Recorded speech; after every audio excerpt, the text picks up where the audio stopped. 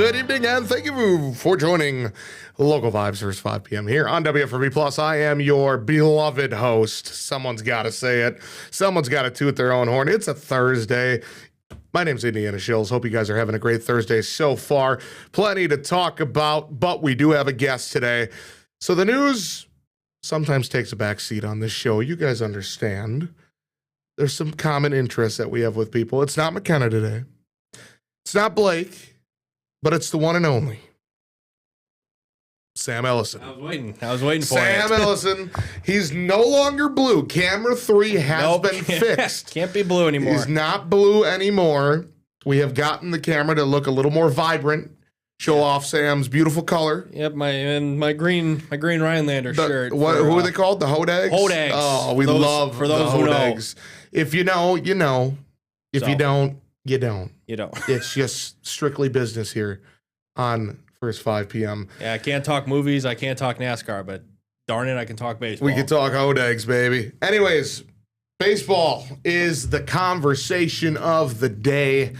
Sam and I are going to go through a couple of our teams. We all know that I am a big Milwaukee Brewers fan, New York Mets fan. Sam, he's actually neither. Neither. Sam is a big Cincinnati Reds fan. Correct. Over down in Ohio. Southwest Ohio. We've been talking. Spring training's going on right now. There's a lot of good prospects in honestly all three team systems here. And Sam, he is well prepared for this show. He's got his own notes. He's been talking about, he's ready to go. So Sam, we're going to start with you, bud. We're going to go ahead and start with you. We'll talk about the Cincinnati Reds to start off here.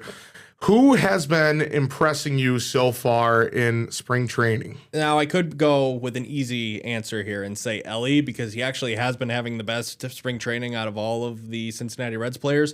But honestly, like, the person that I'm probably the most impressed with is a offseason acquisition in JJ Bedley. And Blade? Is that how you say it? JJ Blade. Yeah, okay. Blade. Former Miami Marlins top pick. And former Athletics standout. And now Cincinnati Red throwaway. Cincinnati Red rotation guy. There we go. In the outfield. But yeah, he's been smacking them real good over in Arizona, and he's kind of put together a good couple games in the last. They've only played 5 games, but yeah, he's been hot to start. Not looking lost at the plate. That's something that you're really happy to see. Yeah, a little funny story here. So everybody knows that we play video games here on, not on First 5, but back when COVID was a thing. Bad. When it was in 2021 and the pandemic was happening. MLB The Show is a popular baseball video game. I had made a Road to the Show, which you create your own character, you make it up through the system. JJ Blade and I, we were holding it down for the Marlins. Now, it wasn't me. I had created an alternate, a different person. You just make a character. Completely different from me. His name was Mambo Macias. Okay. He was a stud shortstop.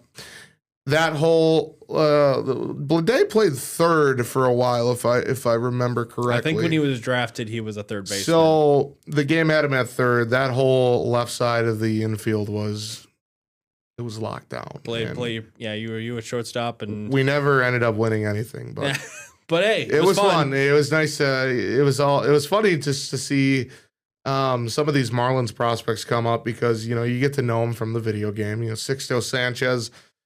No longer relevant, unfortunately.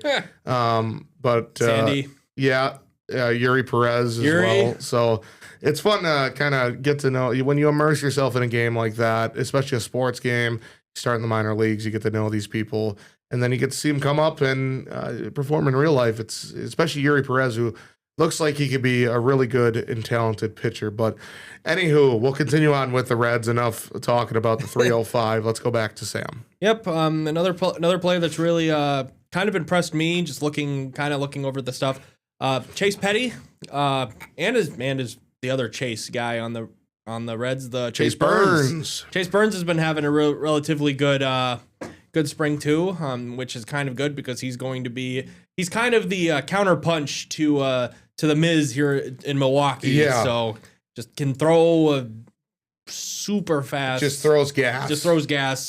Just taking a look real quick. Yeah. I'm looking at the top 100 prospects. We got Sal Stewart. Sal's there. also been having a great. Sal Stewart, an infielder for the Reds. He is currently the top prospect for the Reds. You keep moving down the list. Alfredo Duno? Okay. Catcher, very young, 20 years old. Looks like he could be a stud, though. Yeah, he that'll have to come in the future because I'm telling you what, the catchers have not been doing very well this spring so far, and that's kind of really disappointing because I like Tyler Stevenson. Right. I think he's kind of a mainstay at this point, but I think sooner or later they'll kind of be.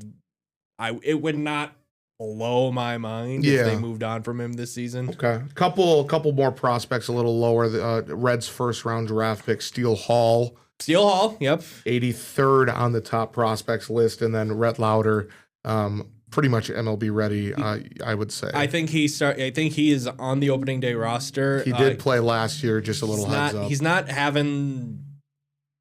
lighting the world on fire through 5 games, but he's only made one appearance so far. 2-2. That's the hard part of spring training with pitchers is they don't pitch much. There's so many. So you just get one inning, really. 2-2 record with a 1.17 ERA in 30.2 innings pitched, 25 hits, 22 strikeouts, opponent average of 219. So very promising from Rhett Lauder early, or I guess late last year, but something to watch from the Cincinnati Reds. Anything else on your list standing out right now? Trade acquisition. Brian Hayes is not having a great spring training. Kind of surprising to me. Well, and even when he came to Cincinnati, he wasn't the greatest with the bat, but you don't have him he's not there for the at bats. He's a lot like he's there Joey Ortiz for the Brewers. He's there for the glove. Yeah, his defense is incredible.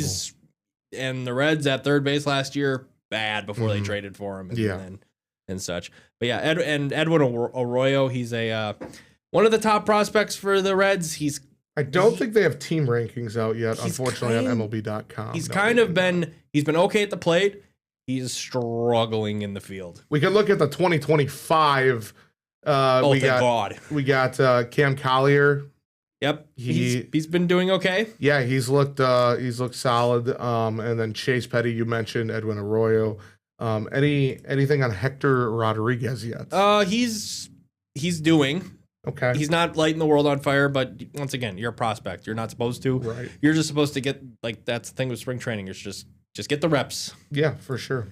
All right. Well, anything else? No, I think that's the big thing on my list, but also Matt McClain finally returning back to form. That's kind of it. That's something that Reds fans like to see. Maybe not Brewers fans, with Reds and Brewers being in the same division. And we will shift over to the Brewers right after this 1-minute commercial break. Guys, stay with us for the most exclusive baseball talk on First 5 p.m. Not First 5. Only on WFRV Plus. Oh my God, we're going to keep going? No, we're going.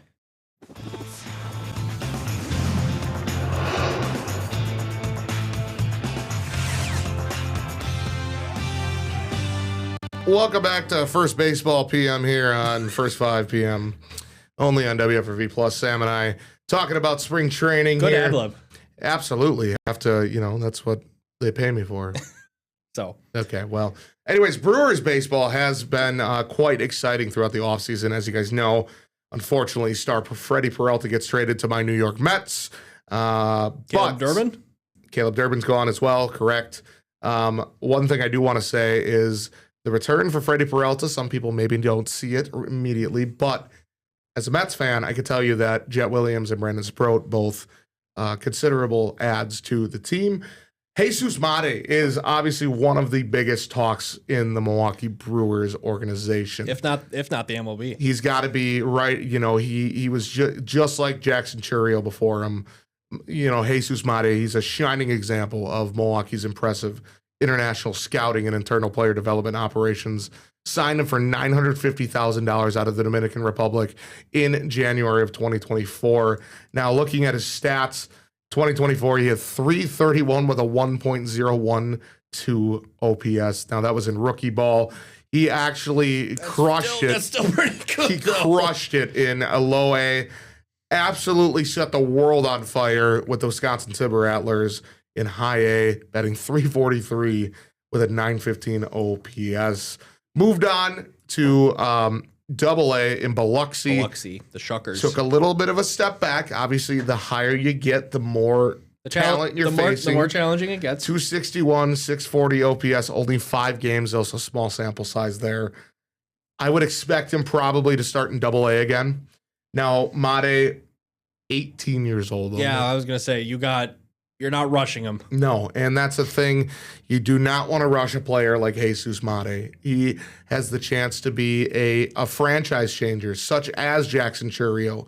I mean, we've already seen Jackson Chourio perform. I mean, he's not lighting the absolute world on fire, but there's a big buzz around Chourio in the Milwaukee Brewers organization, and eventually, Brewers fans are hoping he can take that step into being one of the top 5 players in the MLB. Now, Jesus Made, his spring training has gone all right. I'm not going to lie, don't know the stats. Yeah. I'm gonna be quite frank with you. And quite honestly, like when you can't watch the game, when you don't have a good way to watch the games, that makes it challenging. So Made is a prospect that obviously the world is watching, not just the Milwaukee Brewers. He's a 3rd-ranked prospect in Major League Baseball. Moving down onto the top 100 list, Luis Pena, another one. I mean, they just keep hitting with this international draft class. Luis Pena. Isn't he also a shortstop? He's an infielder, but yes, mainly shortstop.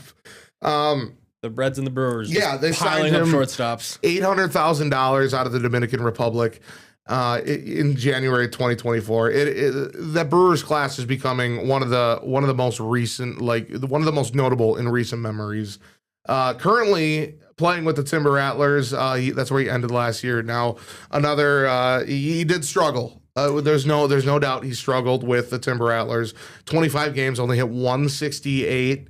That's, you kind of just want to give him a full season. You want more before you start saying, "Oh, he's a bust." Obviously, he's not a bust. He's ranked 26th. You're gonna call him a bust in single A? Are you serious? So he hit 308 in low A. He hit 393. Yeah, you heard that right. 393 in rookie ball. With the Brewers. So that's MVP numbers. Yeah, another prospect, only 19 years old.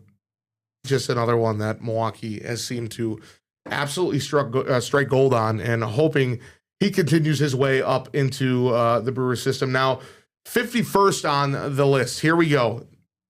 First one from the trade. Jet Williams. Who's having a great spring. Having a really good spring so far. Jet Williams comes over from the Mets for the Freddie Peralta trade. Jet, he was drafted 14th overall by the Mets in 2022. The Brewers are kind of hoping that Jet can. They're experimenting him at third base right now. There is a kind of a gap where you got Terang at second. You want to play Ortiz at short just because of the glove. Joey Ortiz, you're hoping he takes a step with the bat, but for now, we'll call him a glove. We're not going to call him a bat. We'll call him a glove. He's in the lineup. Now, the Brewers, they did recently sign Luis Rengifo, another just absolute glove in that infield. That just screams Brewers baseball to me. I mean, no one scores on us. No, exactly. We don't score. No one scores on us. Let's hope Chourio can hit a home run. Yeah. But Jet Williams, the name speaks for itself. Jet, he's so fast. Yep. That guy flies around the bases. He had a triple the other day. So it'll be very interesting to see. I expect him to start in AAA, but hopefully, I wouldn't be surprised if he gets called up at some point this upcoming year. I was gonna say, like, when the Freddie Peralta trade went through, I'm just like, you don't make that move if you're not certain, like, that he can make that jump to the majors this year. Which I thought, like, and honestly, I'm not surprised. I would not be surprised if he makes opening day roster. Yeah, he certainly has a chance to make that opening day roster. Especially with that, now with the Durbin trade. Yes, with Durbin gone. A whole third. Everybody's still kind of questioning it. I like Kyle Harrison. I like Durbin. I really like Kyle Harrison. I've believed in Kyle Harrison when he was in San Francisco. They trade him over from Boston for Devers. Yeah, well, we're not going to talk. We're not going to talk about that. That's another story. He just kind of struggled in Boston. It almost felt like Boston maybe rushed him up a little too quick, but he did have dominant numbers in the minor leagues. I think Harrison starts in the MLB for that fifth spot with the Brewers. Next up on the list, 64th prospect, Cooper Pratt. Some people don't know Cooper Pratt. I'm not familiar with the Cooper Pratt. Pratt is a stud. He is, unfortunately, another shortstop. But, so there's a logjam at shortstop. Oh, my God. His 6th-round pick has turned into an absolute great glove over there at short. In the minor leagues, last year, lower average, but he has shown promise before. Cooper Pratt, one to watch. Moving down, I think they have one more prospect, and that is Brandon Sproat from the New York Mets, the other key piece that Freddie Peralta trade. Now I'm the biggest Brandon Sproat believer. I've said it when the trade happened. I said, I hate to see Freddie go. I'm glad he's on the Mets for myself.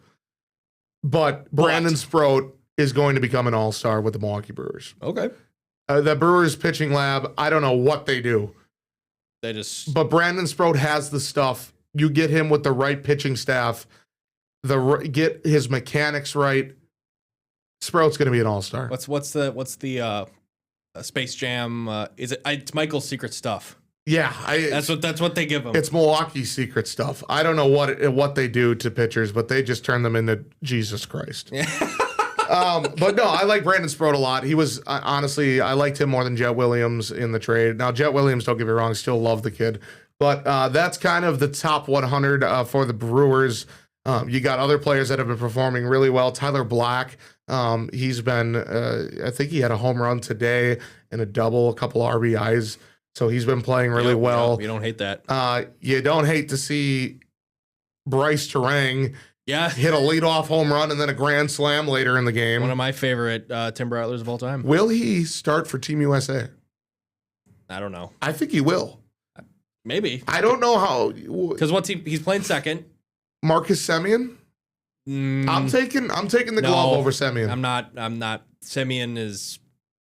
I'm a Semien hater, and I have been since. Well, he's on the Mets now. Oh, I'm sorry. Speaking of which. Okay, well, anyways, that's kind of the Brewers system here. And looking forward to baseball season. I mean, it's so close. Got to go through March Madness first, though. Got to go through March Madness first. Cannot forget about that coming up in just a couple weeks here. One of the best times of the sports season. But we're going to head to our final commercial break. Sam, unfortunately, has to produce the 6 p.m. show, so he will be heading out. I will finish up the show talking more baseball, probably about stuff you don't care. Talk about the Mets, baby. It's all about the Mets. So it's all about the Mets. Stay with us, guys. We'll be back in just 1 minute. Sounds good.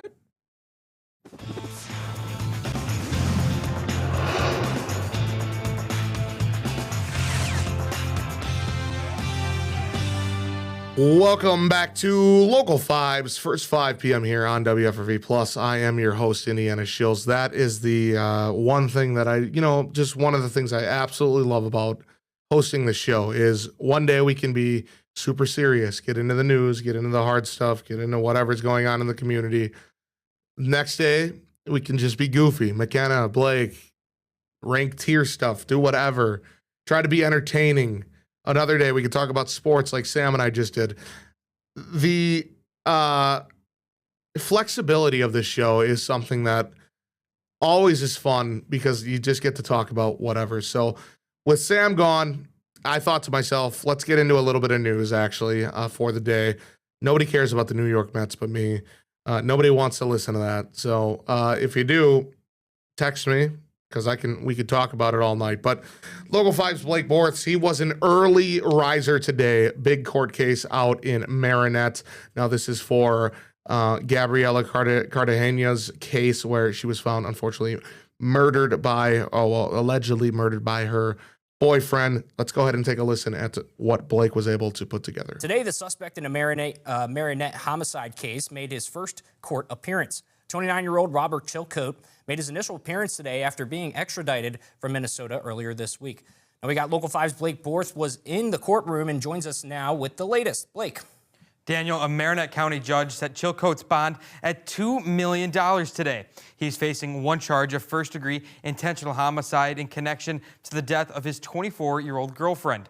This was Chilcote's first time appearing in a Wisconsin courtroom on the charge.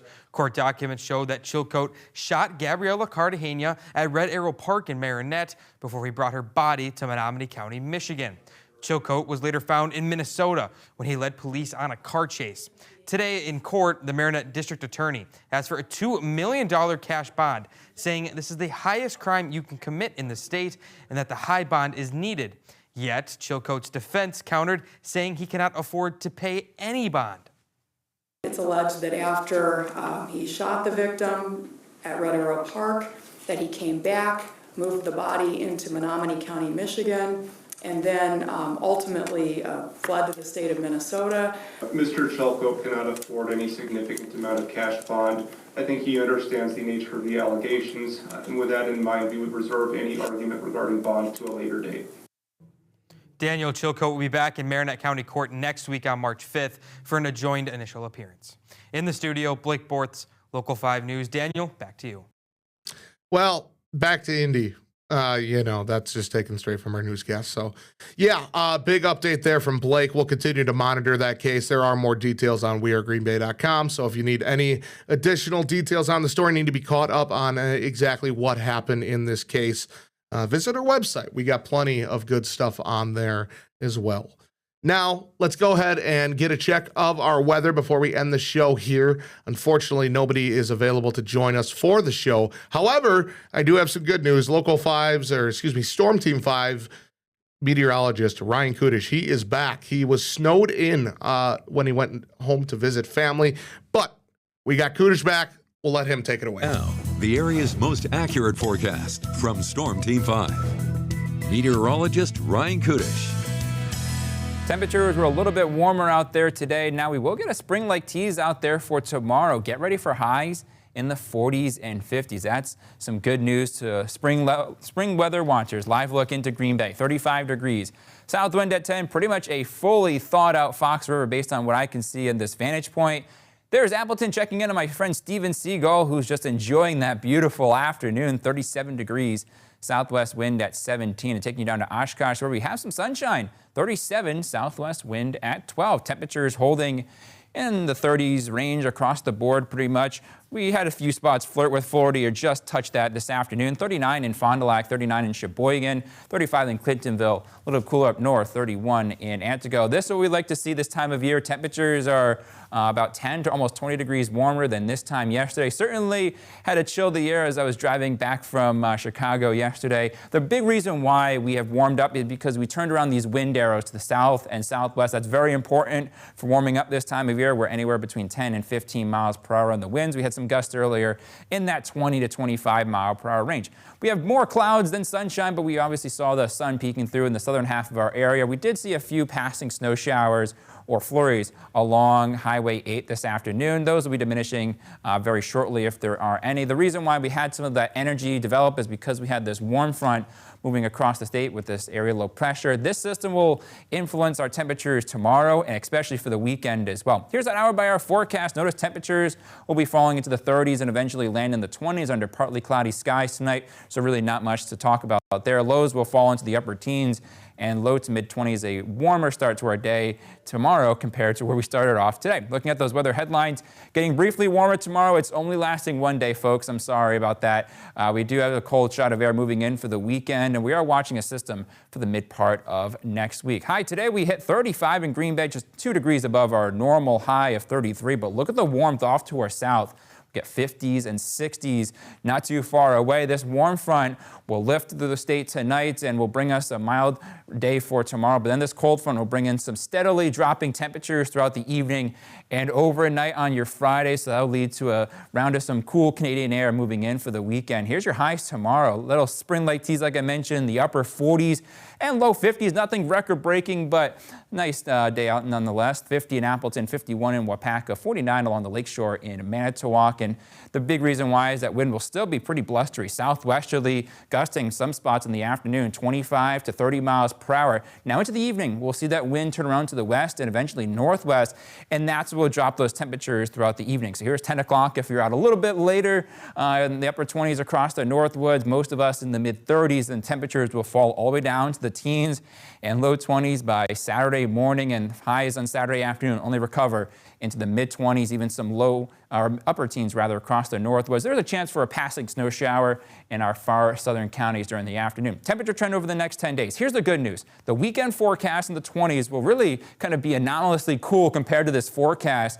Looking at next week for our first full week of March, temperatures running at or above normal, especially above normal. We could have a 50-degree day on tap for us as we head into next Sunday. So enjoy a nice warm start to March. All right, here's your forecast for tonight. Partly cloudy, a warm night, temperatures low to mid-20s. Then for tomorrow, we'll start with some clouds and with sunshine, breezy, and warmer, high temperatures in the upper 40s, pushing close to 50 degrees. 7-day forecast, looking at the weekend, little passing light snow shower south on Saturday. Beautiful day on Sunday, just cold, 23. We warm up on Monday. Next system will be a rain or a wintry mix Wednesday night into Thursday, but we're going to worry about that one when it gets here.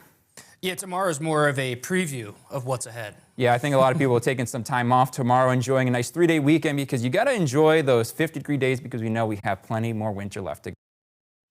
All right. Good to have Ryan Kudish back. That is for sure.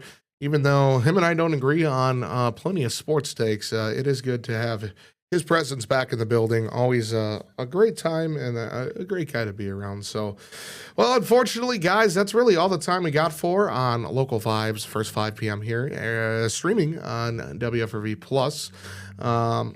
Tomorrow, like Kudish said, it'll be nice outside. Looking forward to a fun weekend. Don't have many plans for myself, but we're going to go ahead and make the best of it. But for now, I hope you guys have a great rest of your Thursday, and we'll catch you guys on Friday. Take it easy, guys.